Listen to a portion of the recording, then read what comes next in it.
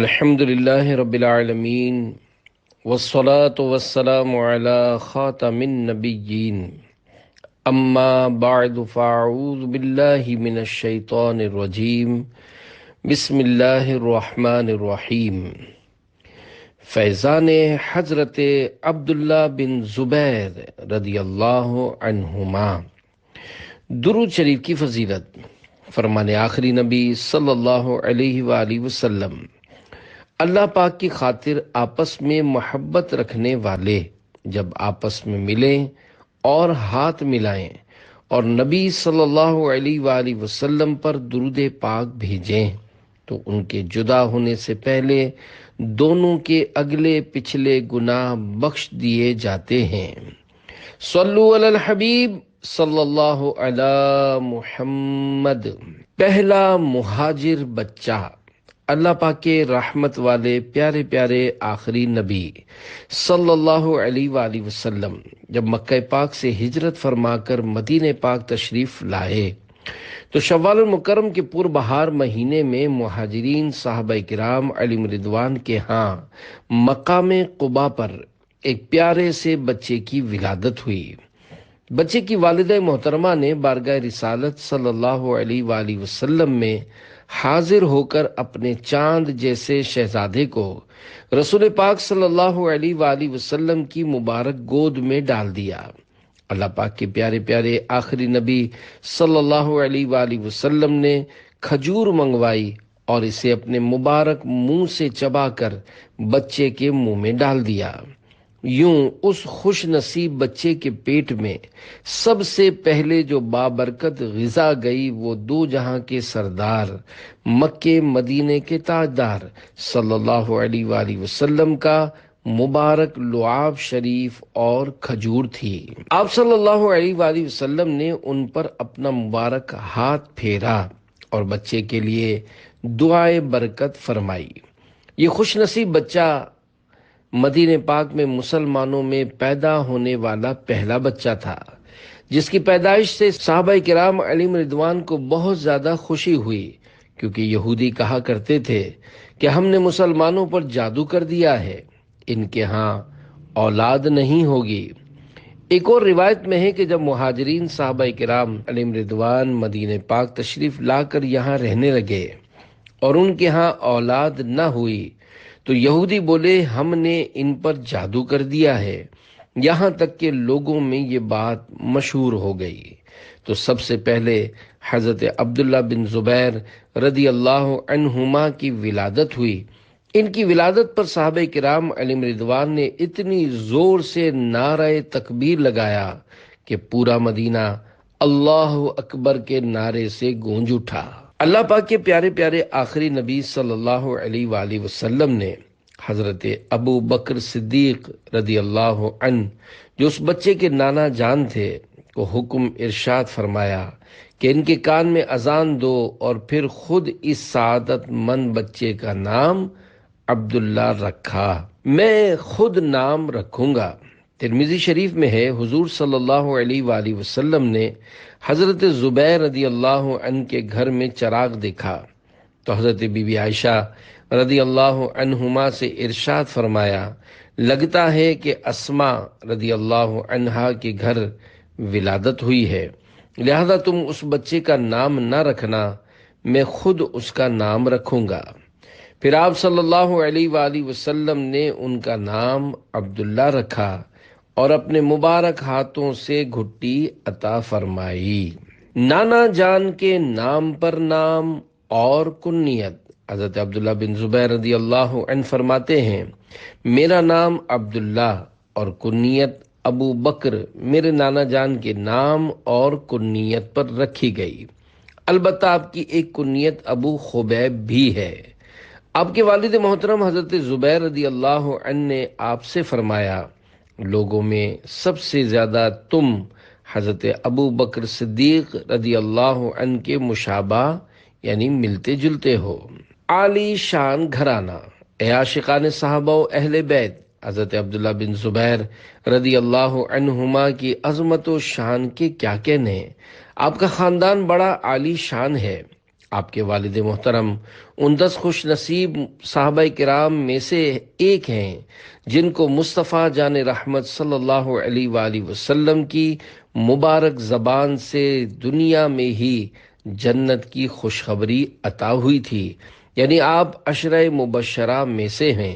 آپ کی امی جان حضرت بی بی اسماء رضی اللہ عنہا بھی بڑی شان والی ہیں، کیونکہ وہ مسلمانوں کے پہلے خلیفہ حضرت ابو بکر صدیق رضی اللہ عنہ کی شہزادی اور مسلمانوں کی امی جان حضرت بی بی عائشہ صدیقہ رضی اللہ عنہا کی بہن ہیں۔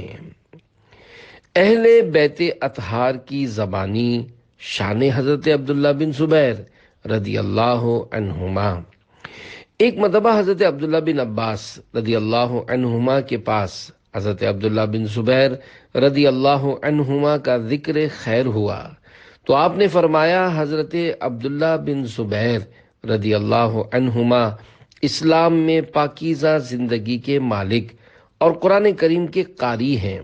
آپ کے والد حضرت زبیر رضی اللہ عنہ، والدہ حضرت بی بی اسماء رضی اللہ عنہا، نانا جان امیر المومنین حضرت ابو بکر صدیق رضی اللہ عنہ، پھوپھی جان ام المومنین حضرت بی بی خدیجہ رضی اللہ عنہا، دادی حضرت بی بی صفیہ رضی اللہ عنہا اور خالہ جان ام المومنین حضرت بی بی عائشہ صدیقہ رضی اللہ عنہا ہیں۔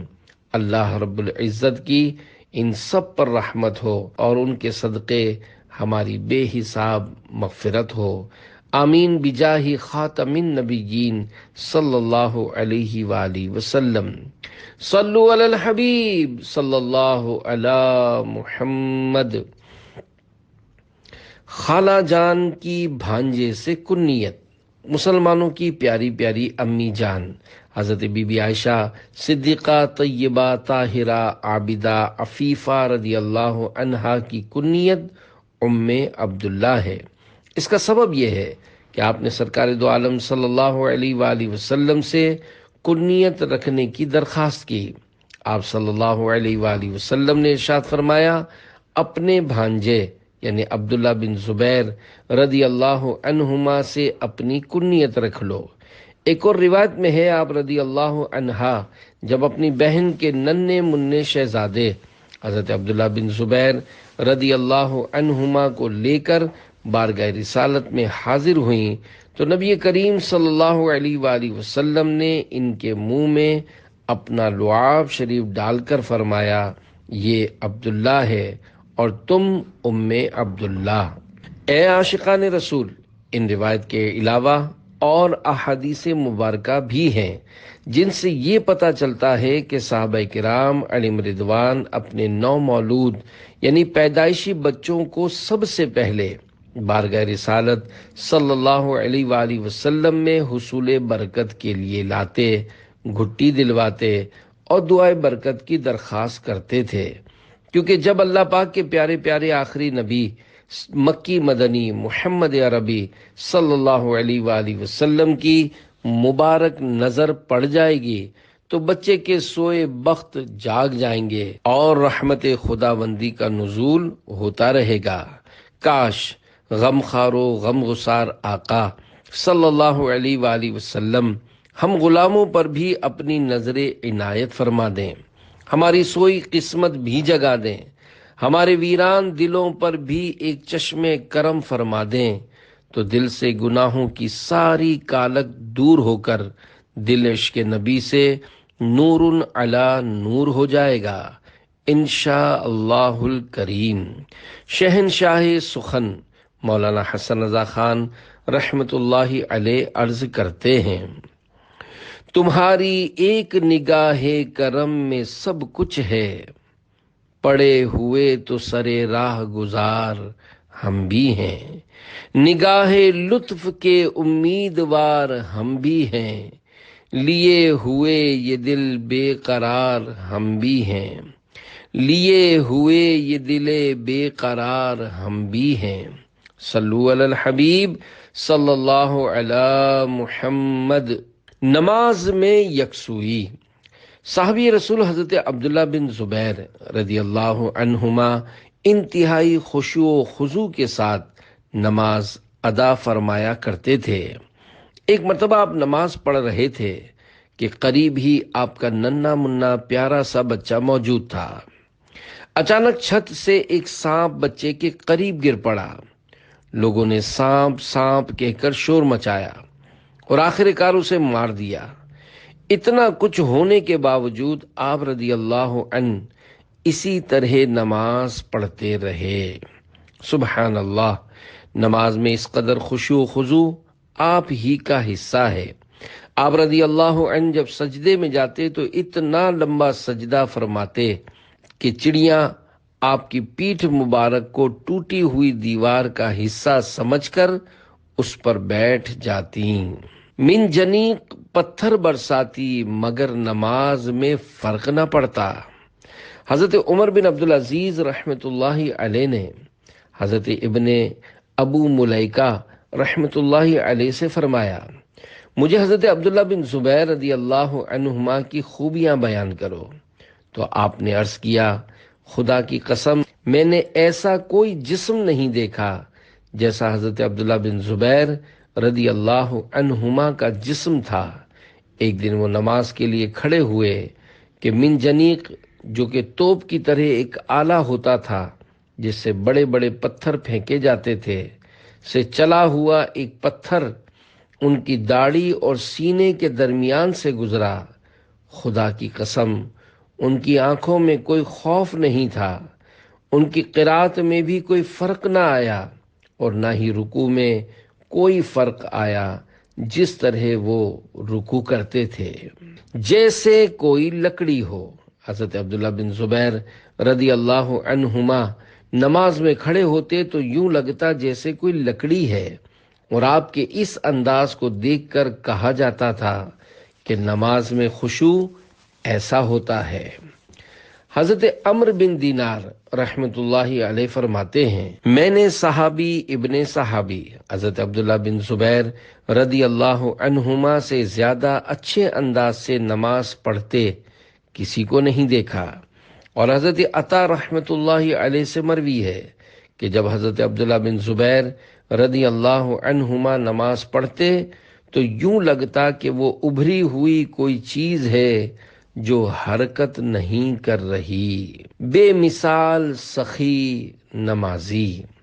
حضرت ابن ابی ملیکہ رحمۃ اللہ علیہ بیان کرتے ہیں کہ حضرت عمر بن عبدالعزیز رحمۃ اللہ علیہ نے مجھ سے فرمایا، تمہارے دل میں حضرت عبداللہ بن زبیر رضی اللہ عنہما کی اتنی زیادہ محبت کی کیا وجہ ہے؟ میں نے عرض کی، اگر آپ انہیں دیکھ لیتے تو ان کی طرح اللہ پاک سے مناجات کرنے والا، ان کی طرح نماز پڑھنے والا، اللہ پاک کی ذات کے بارے میں اس قدر مضبوط اور ان سے زیادہ سخی کسی کو نہ پاتے۔ خشوع کی تعریف۔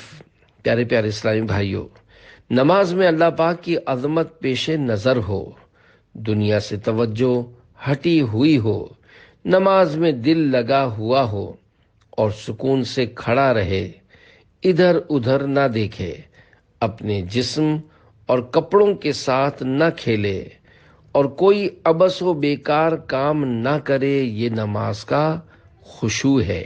نماز میں خشوع مستحب ہے۔ علامہ بدر الدین عینی رحمۃ اللہ علیہ فرماتے ہیں، نماز میں خشوع مستحب ہے۔ میرے آقا اعلی حضرت امام اہل سنت مولانا شاہ امام احمد رضا خان رحمۃ اللہ علیہ لکھتے ہیں، نماز کا کمال، نماز کا نور، نماز کی خوبی فہم و تدبر و حضور قلب یعنی خشوع پر ہے۔ مطلب یہ کہ اعلیٰ درجے کی نماز وہ ہے جو خشوع کے ساتھ ادا کی جائے۔ رزق میں برکت اور غم دور کرنے کا بہترین وظیفہ۔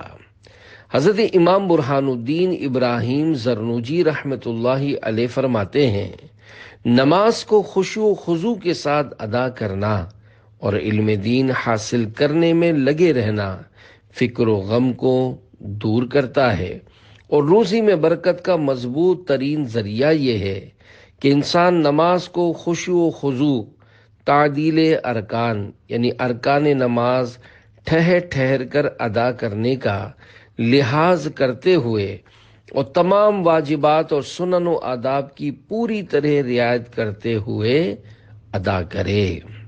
ہر عبادت سے برتر عبادت نماز، ساری دولت سے بڑھ کر ہے دولت نماز، قلب غمگین کا سامان فرحت نماز، ہے مریضوں کو پیغام صحت نماز۔ صلو علی الحبیب صلی اللہ علی محمد۔ مسجد کا کبوتر، جنتی ابن جنتی، صحابی ابن صحابی، حضرت عبداللہ بن زبیر رضی اللہ عنہما کی عبادات کی بھی کیا ہی بات ہے۔ آپ رضی اللہ عنہ نے راتوں کو 3 حصوں میں تقسیم کیا ہوا تھا۔ ایک رات کھڑے ہو کر عبادت کرتے یہاں تک کہ صبح ہو جاتی، ایک رات رکوع میں گزار دیتے حتیٰ کہ صبح فجر کا وقت ہو جاتا، جبکہ ایک رات حالت سجدہ میں یوں گزارتے کہ صبح ہو جاتی۔ کسی نے آپ کی امی جان حضرت بی بی اسماء رضی اللہ عنہما سے آپ کے متعلق پوچھا تو انہوں نے فرمایا، میرے بیٹے کی اکثر راتیں قیام یعنی عبادت میں جبکہ دن روزے میں کٹتے تھے، اسی وجہ سے انہیں حمام المسجد یعنی مسجد کا کبوتر کہا جانے لگا۔ اے عاشقان صحابہ و اہل بیت، کاش صحابی رسول حضرت عبداللہ بن زبیر رضی اللہ عنہما کی عبادات اور نماز میں خشوع و خضوع کا ہمیں بھی کوئی ذرہ نصیب ہو جائے۔ افسوس، ہمارا عبادت میں دل لگتا ہے نہ تلاوت میں، بس جیسے تیسے نماز پڑھی اور واپس آ گئے۔ ہمیں نماز میں کیسے خشوع اور خضوع ملے کہ ہمارے تو کاروبار کے حساب کتاب اور دیگر مصروفیات کے شیڈول بھی نماز میں بن رہے ہوتے ہیں۔ یقیناً نماز پڑھنے سے پہلے نماز کی تیاری کرنی ہوگی، لہذا حتی المقدور ذہن کو دنیاوی خیالات سے پاک کرنے کی کوشش کرنی چاہیے۔ اللہ پاک ہمیں دل لگا کر اپنی عبادت کرنے کی توفیق نصیب فرمائے اور اپنی عبادت کی لذت عطا کرے۔ میں ساتھ جماعت کے پڑھوں ساری نمازیں، اللہ عبادت میں میرے دل کو لگا دے، پڑھتا رہوں کثرت سے درود ان پہ صدا میں، اور ذکر کا بھی شوق پے غوث و رضا دے۔ صلو علی الحبیب صلی اللہ علی محمد۔ آستانے عرش نشان میں بار بار حاضری۔ حضرت عبداللہ بن زبیر رضی اللہ عنہما نے حضور اکرم صلی اللہ علیہ وآلہ وسلم کی ظاہری زندگی مبارک کے 8 سال 4 ماہ پائے۔ اس دوران آپ بارگاہ رسالت صلی اللہ علیہ وآلہ وسلم میں حاضر ہوتے رہتے تھے، کیونکہ آپ ایک طرح سے حضور صلی اللہ علیہ وآلہ وسلم کی آل پاک میں سے تھے، لہذا آپ اپنی خالہ جان حضرت بی بی عائشہ صدیقہ رضی اللہ عنہما کے گھر میں بکثرت آتے جاتے رہتے تھے۔ مسلمانوں کی امی جان حضرت بی بی عائشہ رضی اللہ عنہما حضور صلی اللہ علیہ وآلہ وسلم کے بعد اپنے والد محترم حضرت ابو بکر صدیق رضی اللہ عنہ اور ان کے بعد حضرت عبداللہ بن زبیر رضی اللہ عنہما سے بڑھ کر کسی سے محبت نہ فرماتی تھیں۔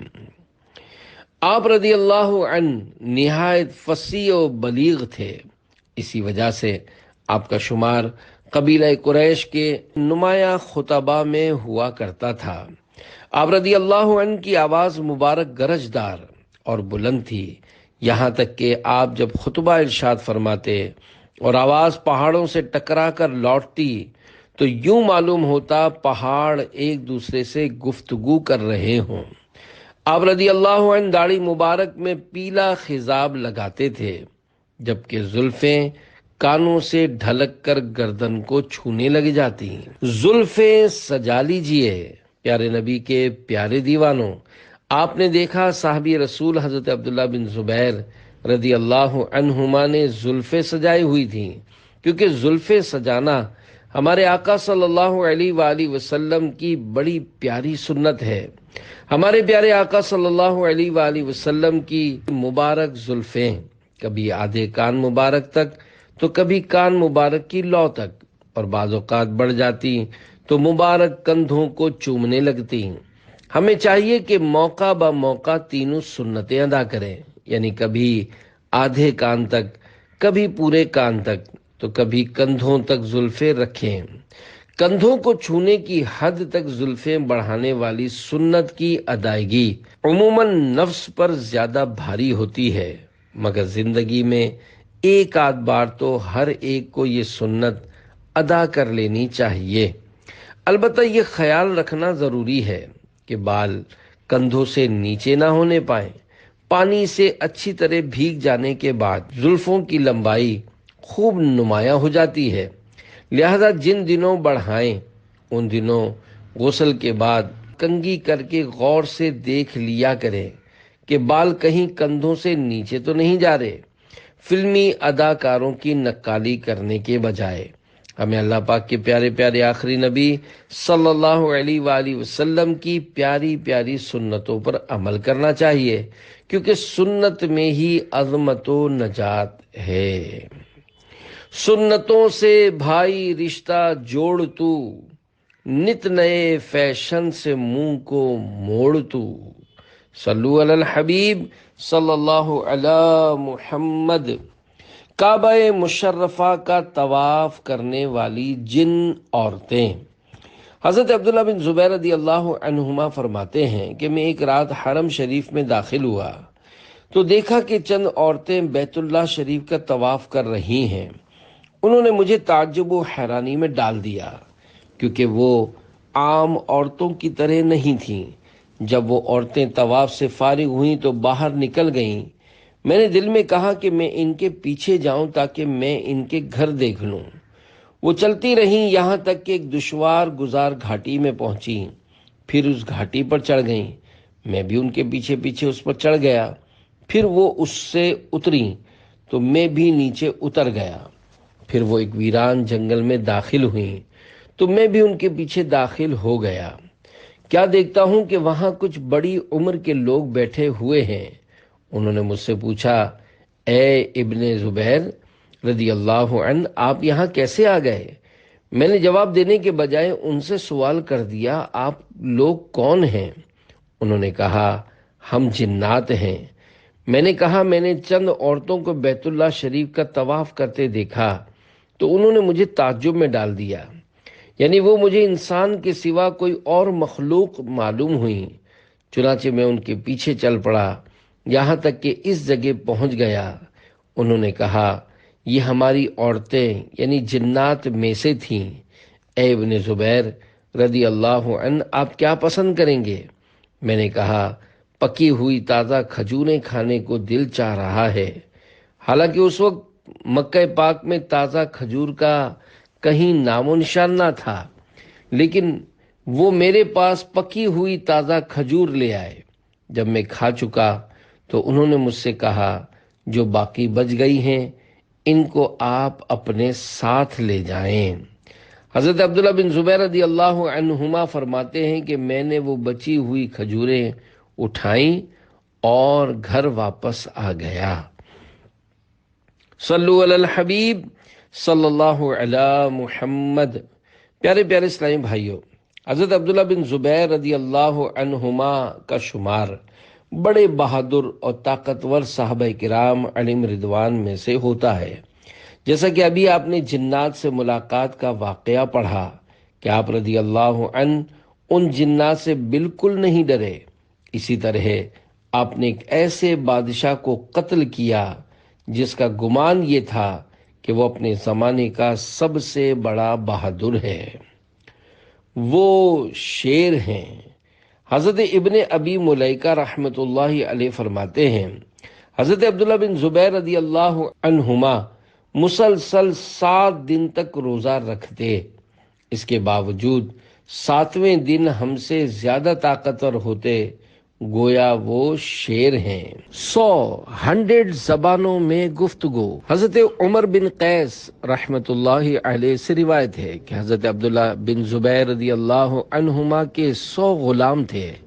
ہر غلام مختلف زبان میں بات کرتا تھا اور آپ بھی ہر غلام سے اسی کی زبان میں گفتگو فرماتے تھے۔ حج کا خطبہ۔ محمد بن عبداللہ رحمۃ اللہ علیہ بیان کرتے ہیں، حضرت عبداللہ بن زبیر رضی اللہ عنہما نے حج کے موقع پر خطبہ ارشاد فرمایا۔ میں بھی اس خطبے میں موجود تھا۔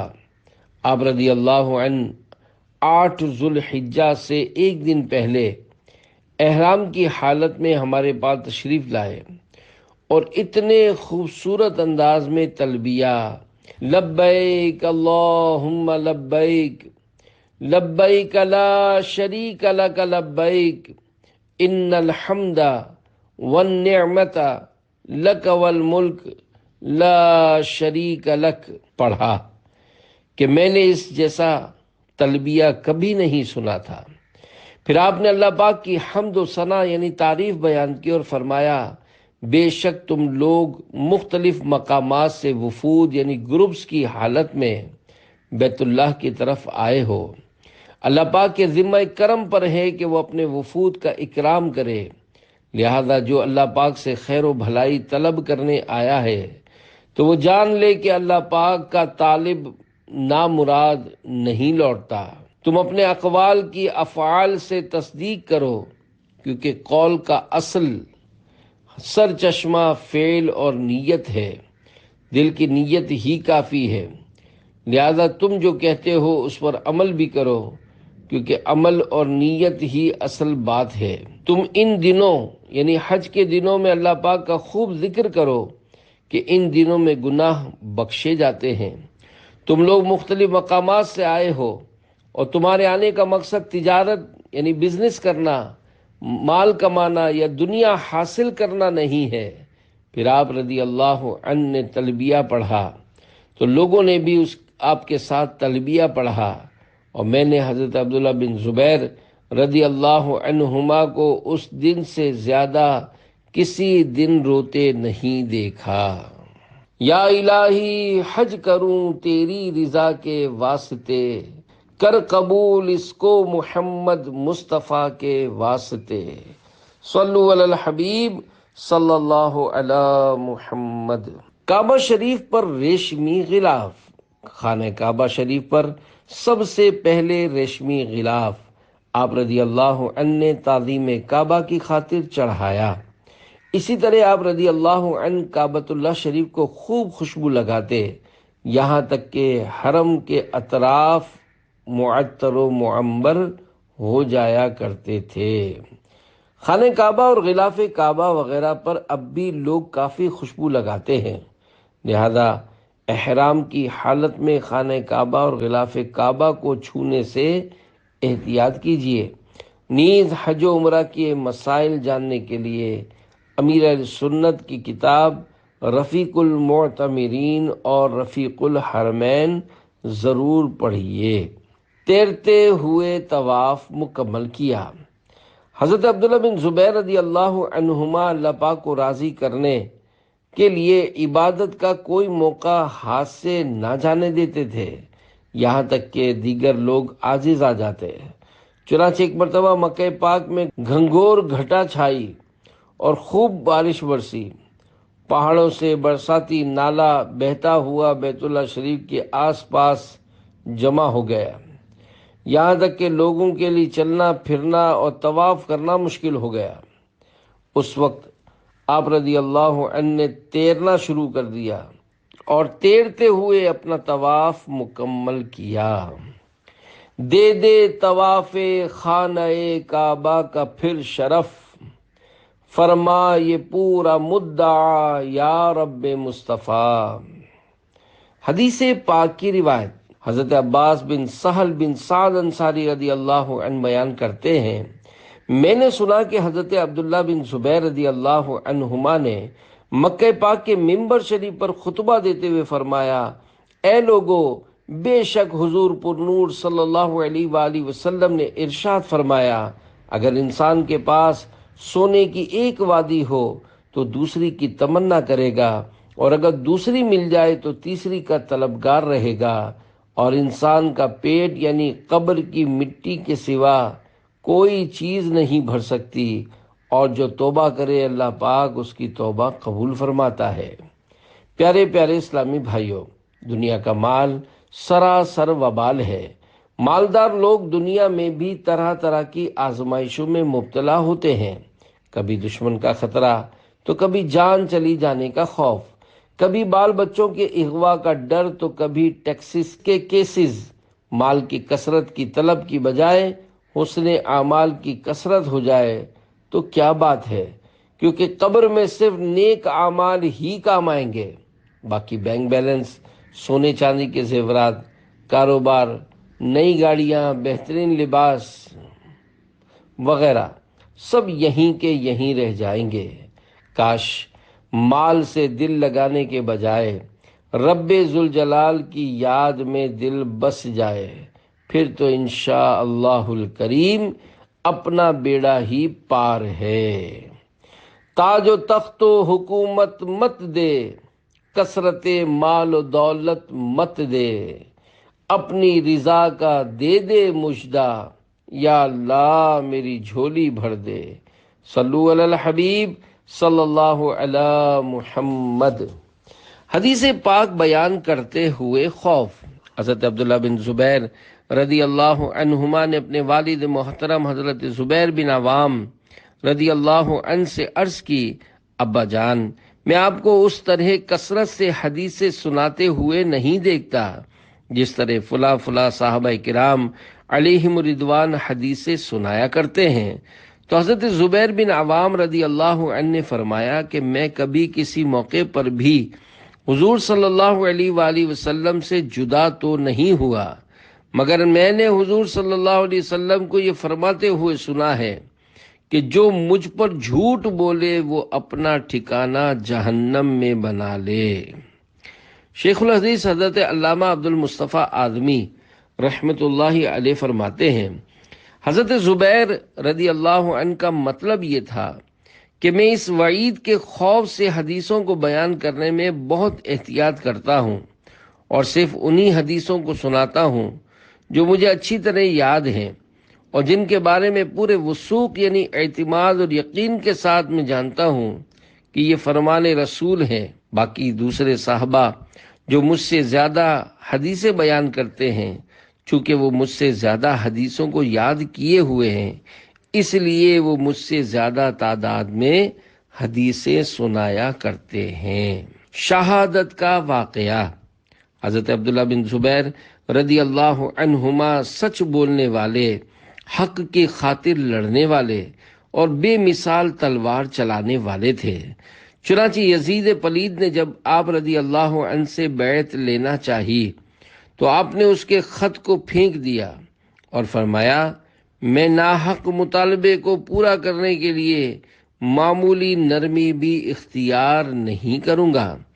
64 ہجری میں آپ رضی اللہ عنہ نے خلافت کا اعلان فرمایا۔ 73 ہجری میں عبد الملک بن مروان نے اقتدار سنبھال کر اپنی بیعت کا اعلان کیا اور بنو امیہ کے ظالم گورنر حجاج بن یوسف کو ایک لشکر کا امیر مقرر کر کے مکہ پاک کی جانب روانہ کیا۔ بدبخت حجاج نے ابو قبیس پہاڑ پر چڑھ کر منجنیق یعنی پتھر پھینکنے والی توپ کے ذریعے آپ رضی اللہ عنہ اور آپ کے اصحاب پر پتھر برسائے۔ ہمت و قوت والے صحابی رسول رضی اللہ عنہ نے اس ظالم کی فوجوں کا خوب ڈٹ کر مقابلہ کیا۔ ایک پتھر آپ کے مبارک سر پر آ کر لگا تو آپ رضی اللہ عنہ زمین پر تشریف لے آئے۔ دشمن نے آگے بڑھ کر آپ رضی اللہ عنہ کو بڑی بے دردی کے ساتھ شہید کر دیا۔ صابرہ و شاکرہ ماں۔ جنتی صحابیہ حضرت بی بی اسماء رضی اللہ عنہما فرماتی ہیں، میں نے پیارے مصطفیٰ صلی اللہ علیہ وآلہ وسلم کو ارشاد فرماتے سنا کہ بے شک قبیلہ ثقیف میں ایک بہت بڑا ظالم ہوگا۔ امام شرف الدین نووی رحمۃ اللہ علیہ لکھتے ہیں، علماء کرام رحمۃ اللہ علیہم کا اس بات پر اجماع یعنی اتفاق ہے کہ حدیث مبارکہ میں ظالم سے مراد حجاج بن یوسف ہے۔ صابرہ اور شاکرہ ماں کو جب اپنے شہزادے کی شہادت کی خبر ملی تو رضائے مولا پر راضی رہتے ہوئے فرمایا، میں چاہتی ہوں کہ مجھے اس وقت تک موت نہ آئے جب تک عبداللہ رضی اللہ عنہ کو میرے حوالے نہ کر دیا جائے، انہیں غسل دیا جائے، خوشبو لگا کر کفن پہنایا جائے اور پھر دفن کر دیا جائے۔ کچھ ہی دیر بعد عبد الملک کا خط آیا کہ حضرت عبداللہ رضی اللہ عنہ کی مبارک میت ان کے گھر والوں کے حوالے کر دی جائے۔ انہیں حضرت بی بی اسماء رضی اللہ عنہما کے پاس لایا گیا، پھر غسل دے کر پاک و صاف کر کے خوشبو لگا کر دفن کر دیا گیا۔ حضرت ایوب رحمۃ اللہ علیہ بیان کرتے ہیں، میرا خیال ہے حضرت بی بی اسماء رضی اللہ عنہا حضرت عبداللہ رضی اللہ عنہ کو دفنانے کے بعد صرف 3 دن زندہ رہیں۔ ایک قول کے مطابق مکہ پاک کے قبرستان میں ماں بیٹے دونوں کی مبارک قبریں ایک دوسرے کے برابر بنی ہوئی ہیں۔ اللہ رب العزت کی ان پر رحمت ہو اور ان کے صدقے ہماری بے حساب مغفرت ہو، آمین بجاہ خاتم النبیین صلی اللہ علیہ وآلہ وسلم۔ صحابہ کا گدا ہوں اور اہل بیت کا خادم، یہ سب ہے آپ ہی کی تو عنایت یا رسول اللہ۔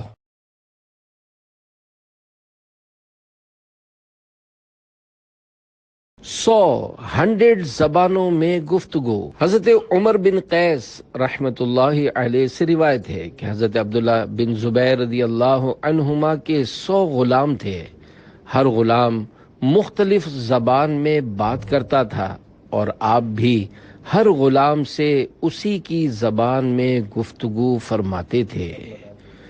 بے مثال سخی نمازی۔ حضرت ابن ابی ملیکہ رحمۃ اللہ علیہ بیان کرتے ہیں کہ حضرت عمر بن عبدالعزیز رحمۃ اللہ علیہ نے مجھ سے فرمایا، تمہارے دل میں حضرت عبداللہ بن زبیر رضی اللہ عنہما کی اتنی زیادہ محبت کی کیا وجہ ہے؟ میں نے عرض کی، اگر آپ انہیں دیکھ لیتے تو ان کی طرح اللہ پاک سے مناجات کرنے والا، ان کی طرح نماز پڑھنے والا، اللہ پاک کی ذات کے بارے میں اس قدر مضبوط اور ان سے زیادہ سخی کسی کو نہ پاتے۔